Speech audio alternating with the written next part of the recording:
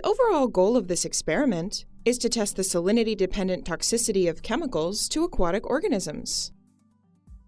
This method can help answer key questions in the ecotoxicology field, such as assessment of toxicity under freshwater, brackish water, and seawater conditions.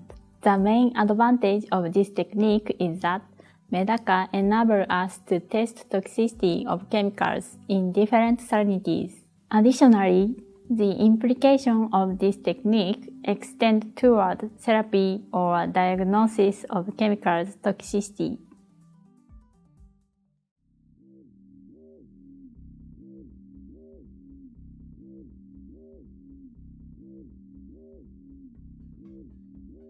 Preparation of commercial silver nanocolloids in solution at various salinities is covered in the text protocol, as is Medaka culturing and egg collection. Begin with rinsing 6 collections of stage 21 Medaka eggs 3 times in test solution. Do this using ERMs at a different concentration for each set of eggs.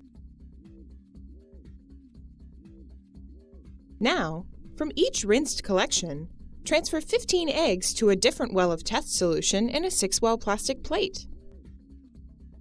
Set this experiment up in triplicate, washing every group separately.